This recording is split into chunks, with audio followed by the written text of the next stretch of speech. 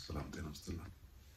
ትንቢተ ሕዝቅኤል ምዕራፍ 37 ከቁጥር 1 ጀምሮ ያለውን ቃል አካፍላችኋለሁ። የእግዚአብሔር እጅ በላይ ነበር፣ እግዚአብሔርን በመንፈሱ አወጣኝ፣ አጥንቶችን በሞሉበት ሸለቆ መካከል አኖረኝ፣ በእነሱም አንጻር በዙሪያቸው አሰለፈኝ። እነሆም በሸለቆ ፊት እጅግ ብዙ ነበሩ፣ እነሆ እጅግ የሚደርቀው ነበር። እሱም የሰው ልጅ ሆይ እነዚህ አጥንቶች በሕይወት ይኖራሉን አለኝ። እኔም ጌታ እግዚአብሔር ሆይ አንተ ታውቃለህ አልኩት። ሃሌሉያ። እነዚህ አጥንቶች እጅግ ምን ያሉ ናቸው? የደረቁ ናቸው። ሃሌሉያ። በሰውኛ ሲታሰብ እነዚህ አጥንቶች ሕይወት ይኖራቸዋል ማለት የማይቻል ነገር ነው፣ የማይታሰብ ነገር ነው፣ ከባድ ነገር ነው። ሃሌሉያ። እና እነዚህ አጥንቶች አንደኛ ምንድን ናቸው? እጅግ ብዙ ናቸው። ሁለተኛ ደግሞ ምን ያሉ ናቸው? እጅግ የደረቁ ናቸው። እና በእነዚህ ላይ ትንቢት ተናገር። በእነዚህ በደረቁ እንደ እንጨት በሆኑ በእነዚህ ዘመናትን በፈጁት ላይ ማለት ነው። ሃሌሉያ። እርሱም እንደዚህ አለ፣ በእነዚህ አጥንቶች ላይ ትንቢት ተናገር፣ እንዲህ በላቸው፣ እናንተ የደረቃችሁ አጥንቶች ሆይ። ሃሌሉያ። ዛሬ በነገራችሁ ላይ ትንቢት ተናገሩ። በከበዳችሁ ነገር ላይ፣ በአቃታችሁ ነገር ላይ፣ በከበዳችሁ ትዳር ላይ፣ በከበዳችሁ የስራ በር ላይ፣ በከበዳችሁ ፕሮሰስ ላይ፣ በከበዳችሁ ትምህርት ላይ፣ በደረቀ ተስፋ ላይ፣ በደረቀ ፕሮሰስ ላይ፣ በደረቀ የመኖሪያ ቤት ችግር ላይ፣ በደረቀ ነገሮቻችሁ ላይ ትንቢትን ተናገሩ።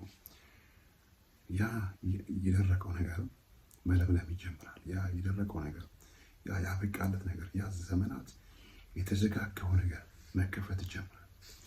እና እዚህ ላይ ያለ የደረቀ አጥንቶች ላይ ስለደረቁ አጥንቶች እንግዲህ ምናልባት አንዳንድ ሰዎች ስለነዛ መግለጫ ሊሰጥ ይችላል። ስለነዛ ጽሑፉን ሊያሳምር ይችላል፣ ግጥም ሊጽፍ ይችላል፣ ዜማ ሊሰራ ይችላል፣ ድርሰት ሊሰራ ይችላል። ግን ስለነዛ አጥንቶች ከባድነት፣ ስለነዛ አጥንቶች በህይወት ወደ መኖር ማምጣት ከባድ እንደሆነ ብዙ ነገር ሊባል ይችላል። ግን ስለነዚህ አጥንቶች ወሬ አታውራ፣ እነሱ ላይ ግን ተናገርባቸው ነው የሚለው። እዚህ ጋር የምንማረው ነገር አለ። ስለ ነገሮቻችሁ ወይም ስለተዘጋጉባችሁ ነገሮች፣ ስለከበዳችሁ ነገሮች፣ ስለነሱ ኃያልነት አታውሩ።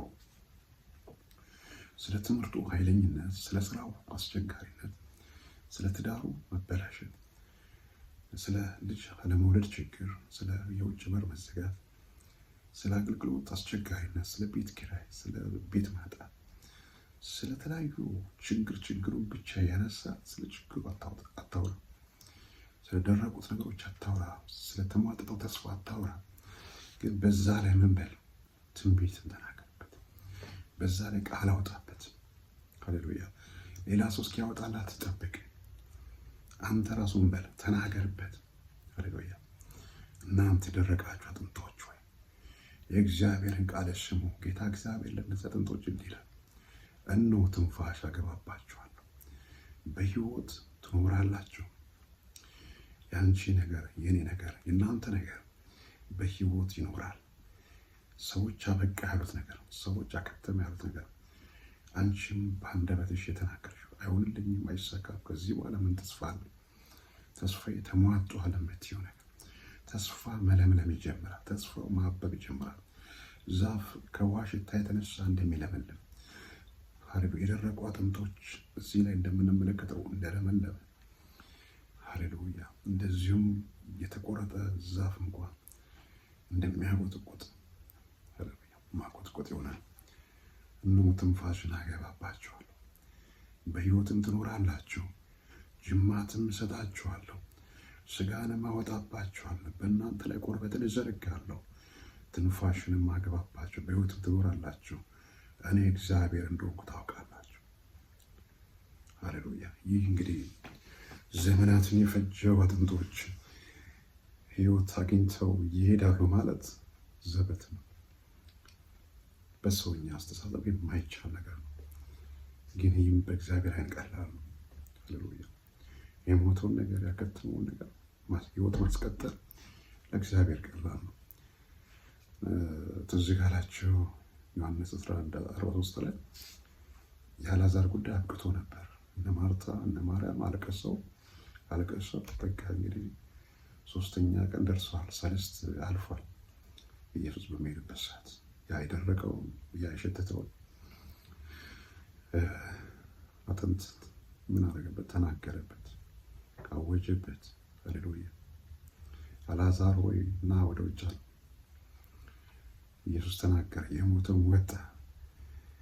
ሰዎች ብዙ ጊዜ አብሮ የበላውን አብሮ የጠጣውን ሰው ከሞተ በኋላ በስሙ አይጠሩትም፣ ሬሳው ነው የሚሉት አይደለም። ኢየሱስ ግን በስሙ ጠራው፣ ና ውጣ አለው። የተቀበረው የሸተተው 3 ቀን ያለፈው አልዓዛር ወጣ ማለት ነው።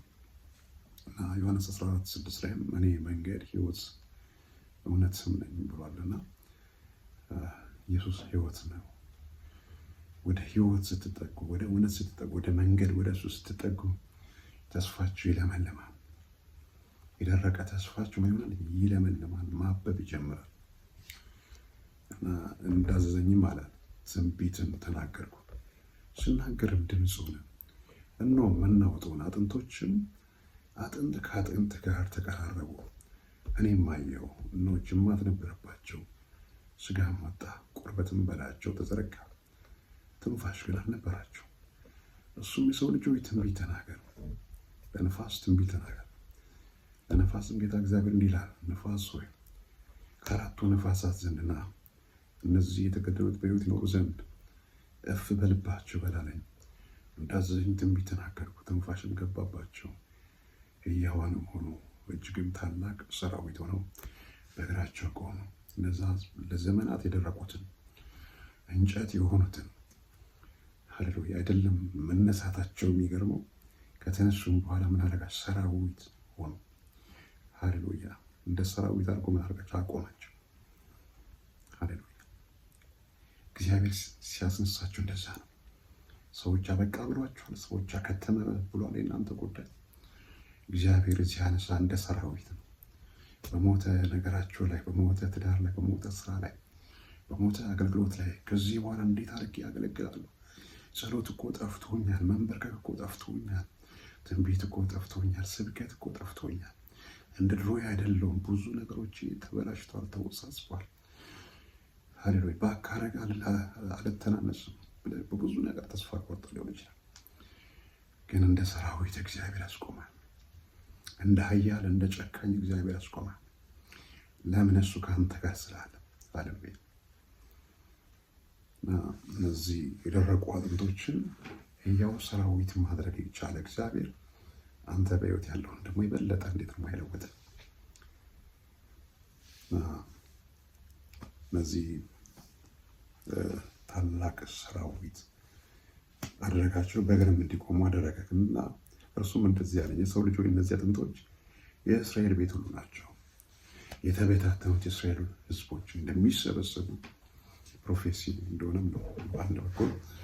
በሌላ በኩል ደግሞ ለዚህም ደግሞ ላለኑ በዚህ ዘመንም እንኳን ላለኑ ሰዎች መጽሐፍ ቅዱስ ሁል ጊዜ አዲስ ስለሆነ ለዛ ዘመንም ለዚህ ዘመንም የሚሆን ነገር አለውና በተለያየ ተስፋ መቁረጥ ውስጥ ስላሉ ሰዎች የተስፋ የሚለመልምበትን የሚያበበትን መልእክት ነው የያዘውና የደረቁ አጥንቶች ብዙ የሚያመለክተው እንግዲህ በሀሳብ የተበላሹ ነገሮች፣ የተበላሸ ስራ ሊሆን ይችላል፣ የተበላሸ ትዳር ሊሆን ይችላል፣ የተበላሸ አገልግሎት ሊሆን ይችላል፣ የተበላሸ ትምህርት ሊሆን ይችላል፣ የተበላሸ ማህፀን ሊሆን ይችላል፣ የደረቀ ማህፀን ሊሆን ይችላል። በተለያየ አቅጣጫ ብቻ በአሉታ ነገሮቻቸው የሄዱባችሁ ሰዎች ወደ አሁንታ የሚመጣበትን መልእክት ነው ይህ ነገር ማለት ነው። ስለዚህ ዛሬ በነገሮቻችሁ ላይ አውጁ። ከዚህም እንማሩ ምንድን ነው? ስለ ነገሩ ክብደት አታውሩ፣ ስለ ነገሩ አስቸጋሪነት አታውሩ። ነገር የተበላሸ ደረቀ አከተመ ብላ ስለ ነገሩ አታውራ። ግን በነገሩ ለምንበልበት አውጅበት፣ በነገሩ ላይ ቃል አወጣበት። እግዚአብሔር ያንን ነገር ይለውጠዋል ማለት ነው። እና በሞተ ነገራችሁ ላይ እግዚአብሔር ጣልቃ ይገባል። ነገራችሁ እንደ አልዓዛር መነሳት ይሆናል። የሞተ ነገራችሁ መነሳት ይሆናል። አከተመ ያላችሁት ነገር፣ አበቃ ያላችሁት ነገር፣ ከዚህ በኋላ ተቀብሯል የምትሉት ነገር፣ ከዚህ በኋላ በየትኛው አክቲቪቲ፣ በየትኛው ጉልበቴ፣ በየትኛው ብርታቴ እንዴት እነሳለሁ ለምትሉ እግዚአብሔር ኃይላችሁን ያድሳል። በእውነት በሌላ አንግል ደግሞ ስትመለከቱት ይህ መልእክት ራሱ ሪቫይቫልን የሚያሳይ ነው። ተስፋ ላጡ ሰዎች፣ አገልግሎታቸው ለደከሙ ሰዎች፣ አበቃ ለሚሉ ሰዎች፣ እንዴት ነው መውጣው ለሚሉ ሰዎች፣ ሞክሮ ብዙ ዘመን ግን ለውጥ ላይ የሌላቸው ሰዎች ይህ ሪቫይቫልን የሚያሳይ ነው።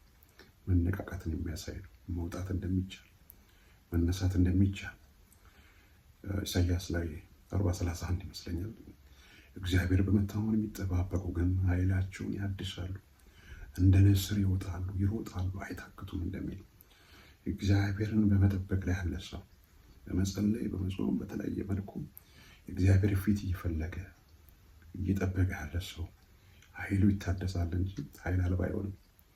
አይሞትም፣ አያከትምለትም የሱ ጉዳይ። ለምን? የተጻፈለትን ሳይሰራ የተጻፈለትን ሳያደርግ እግዚአብሔር ወደ ምድር ሲያመጣው ለዓላማ አምጥቶታልና ያን ዓላማ ሳይፈጽም ሜዳ ላይ አይቀርም። ሃሌሉያ። ስለዚህ የደረቀ ተስፋችሁ ይለመልማል፣ ያብባል። እንደነበረ አይቀጥልም፣ እንዳምና አይቀጥልም፣ እንደ ካቻምን አይቀጥልም፣ እንደ ድሮ አይቀጥልም።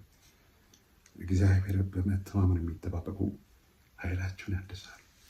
እግዚአብሔር በኃይሉ ደግሞ ከፍ ያለው ነገር በእናንተ ያደርጋል። ተባረኩ።